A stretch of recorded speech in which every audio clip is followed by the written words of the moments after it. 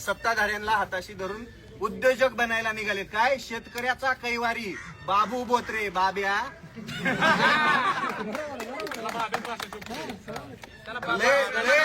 माझ्या मराठवाडी भाषामध्ये तुझ्या कानातनं रक्त येईल र, एवढं येतंय. पण मला तुला सन्मानच द्यायचा आहे. महाराष्ट्रातला तरुण त्यांना डोक्यावर घेतलेले राहणार नाही.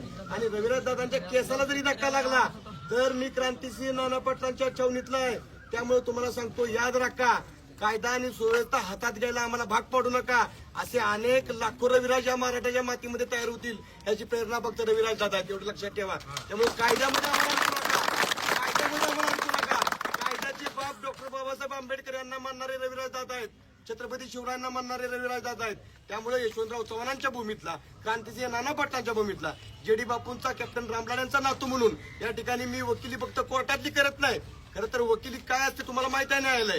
परंतु चळवळ जगली पाहिजे, जिवंत राहिली पाहिजे. आज या तरुणाच्या जर केसाला जरी धक्का लागला तर महाराष्ट्र शासन तर तुमच्या सत्तेच्या मस्तीच्या ज्या खुर्च्या आहेत त्या खाली उतरल्याशिवाय आम्ही राहणार नाही, एवढं सांगतो तुम्हाला.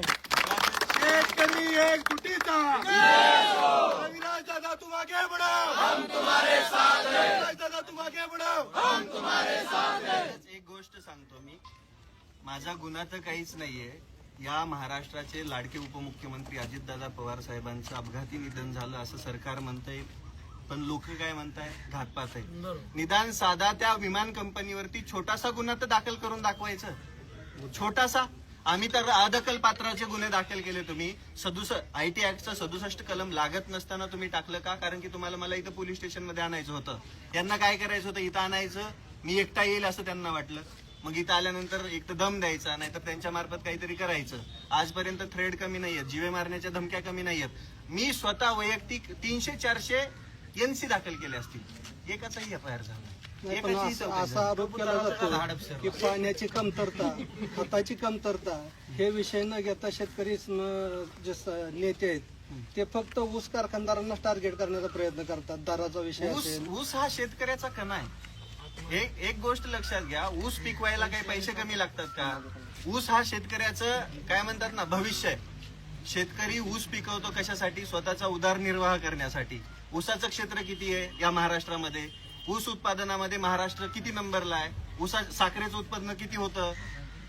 हे विचार करा ना तुम्ही. शेतकरी सगळा ऊसच पिकवतोय तर मग प्रश्न कोणता येणार? कांद्याचा विषय मी ह्या ऊसाच्या आधी कांद्याचा घेतलेला आहे, त्याच्या आधी बागांचा घेतलेला आहे. बागा तर मी स्वतः शेतकऱ्यांच्या बांधावर जाऊन डेव्हलप करून देतोय. असं नाहीये एकच टार्गेट कर. आमचा शेतकरी जे पिकवतो त्या प्रत्येक वेळी तुम्ही जर काही केलं तर आम्ही त्याच्यावर प्रश्न उपस्थित करणार, आम्ही त्याच्यासाठी लढणार. मग ऊस उत्पादक असो, भुसार उत्पादक असो, ज्वारी उत्पादक असो, नाहीतर अजून कोणताही, नाहीतर कांद्याचा असो, कोणताही असो, आम्ही त्या प्रत्येक शेतकऱ्यावर झालेल्या अन्यायाच्या विरोधात उभं राहणार म्हणजे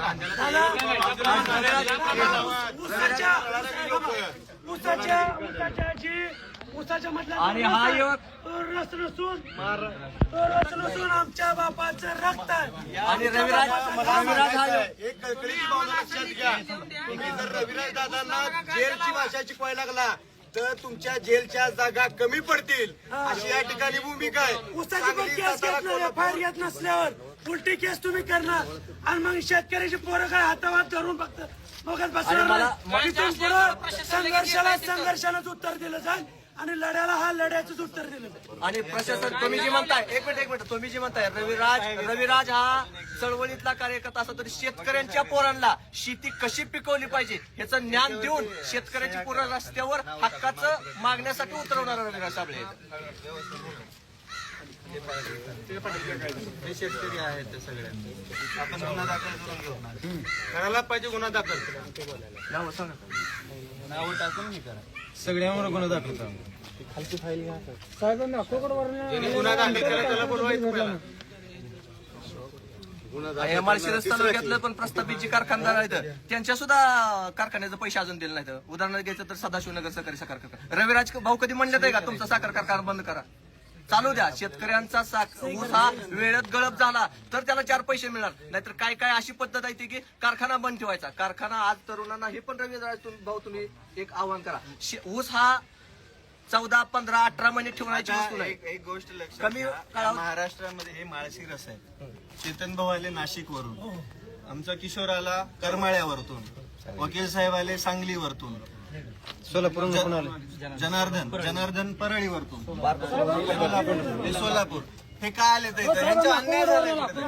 तुम्ही कुठून आले? अक्कलकोटला. सर 1 रुपया बिल भेटला नाही, 1800 बी भेटला नाही आम्हाला. तुम्हाला काहीच नाही भेटलं. नाही 200 टन वाटलं ओमकारला. 1800 रुपये सुद्धा मला मल्लिकार्जुन अल्लापुरेला भेटलेला नाही. आंदोलन केलं, सगळं केलं, सगळे व्हिडिओ आहे सर माझ्याकडे. 1 रुपया भेटला नाही. आमचं हालत लई खराब आहे साहेब शेतकरीचं. 1 रुपया भेटला नाही सर. आतापर्यंत 1 रुपया भेटला नाही. अकोलवरून आलेला मी शेतकरी. 4 महिने झाले साहेब 1 रुपया भेटला नाही. महाराष्ट्रामध्ये हे बघा, महाराष्ट्रामध्ये मोगलाई सरकार आणि त्या मोगलाई सरकारमध्ये हे भिकारचोट प्रस्थापित बांडगुळ सत्ताधाऱ्यांना हाताशी धरून उद्योजक बनायला निघाले. काय शेतकऱ्याचा कैवारी बाबू बोत्रे बाब्या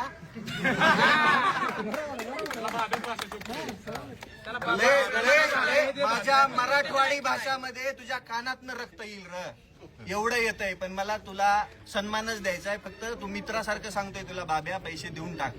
सामान्य शेतकरी अरे हे बघ ते लेकरू 200 टन ऊस घातलाय तुझ्या कारखान्याला. 200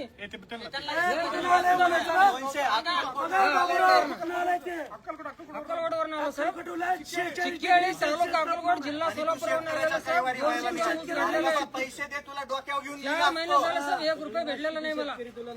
आम्ही शेतकऱ्यांचे विरोधक नाही. आम्ही शेतकऱ्यांचे विरोधक नाही. लोकशाहीमध्ये प्रश्न विचारण्याचा अधिकार प्रत्येक माणसाला आहे. शेतकऱ्यांना तर आहेच, फक्त मतापुरता शेतकऱ्यांचा वापर का असा या सगळ्या तरुणांना अरे प्रश्न उसाच्या आहे. कांडीत फक्त रस नाही, आमच्या बापाचं रक्त वाहतंय त्यातनं. रात्रंदिवस लाईट नाही इथं. शेतकरी घाम गाळून माती पिकवतोय, त्या काळ्या जमिनीला हिरवा शालू घालतोय. आज कांद्याची परिस्थिती काय आहे? अरे केशर सारखा आंबा 30 रुपयांनी विकावा लागतोय. आज त्या रत्नागिरीचे आंबा उत्पादक शेतकरी मंत्रालयावरती गेलेत. त्यांच्या आयुष्यामध्ये त्यांना कधी मदत मागायची गरज पडली नव्हती. या दृष्टचक्रामध्ये, या निसर्गाच्या दृष्टचक्रामध्ये शेतकरी हवालदिल आधीच झालेला आहे आणि त्याच्यामध्ये इथलं प्रशासन, इथली व्यवस्था आणि इथली सरकार त्याच शेतकऱ्याचं रक्त प्यायचं काम करतंय. वरतून यांनी घाट घातलाय शेतकऱ्यांच्या जमिनी बी घ्यायच्या. म्हणजे शेतकरी कुठूनच राहिला नाही पाहिजे. काय शेतकरी संपूर्ण संपला की मग झालं. त्यांच्या लेकरांना भडकायचं कशाने तरी. शेतकरी संपतोय, लेकरं त्यांच्याकडे जात आहे, सत्ता कायम राहते. हे मोगलाई सारखं काम चालू आहे यांचं. यांच्यामध्ये सामान्य माणसाचं काम करण्याची धमक बी नाही आणि इच्छाशक्ती बी नाही. हे फक्त स्टंटबाजी करण्यामध्ये व्यस्त आहेत. स्टंटबाजी, फोटोशूट. काल काय तर म्हणे गाडीवरून गेले. अरे त्याची पियुशी तर बघायची. अरे तुम्ही मंत्री झालात की रील स्टार झालात? बरं आमच्याच नावाने परत खडं फोडतात. रील स्टार जरा लय झालेत. अरे रील स्टार नाही, रिअल स्टार. आवाज उठवला म्हणजे रील स्टार वगैरे स्टार शेतकरी येतात.